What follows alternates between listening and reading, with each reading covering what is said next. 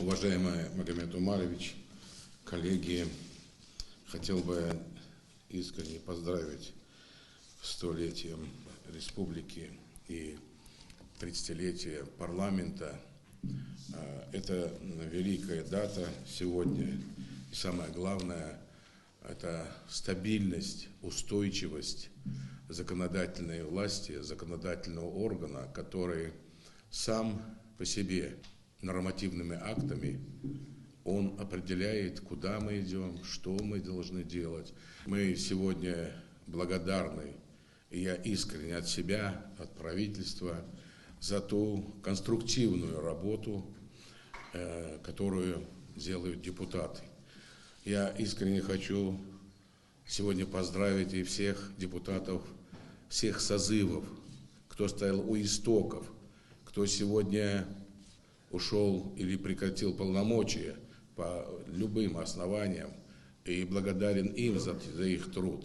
Кроме того, присоединяюсь, Навянчан Далгеш Долт, они тоже свой вклад внесли и стояли у истоков создания, формирования парламента, и это труд неоценимый.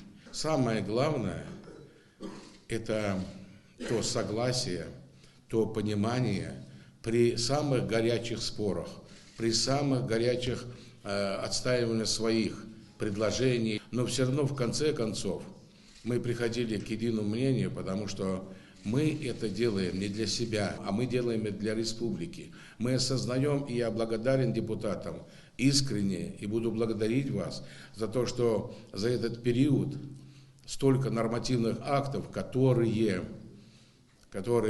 регулируют нашу жизнь, и другие проекты, которые вносились и правительством, они принимались, обсуждались, и принималось решение, которое на благо нашей республики.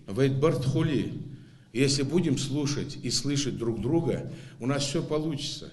Дариги ваша отдавай, дал эту бахбуан, дал йог бахан хадавай, бахан фут вайбарт халарды, вайбарт хули.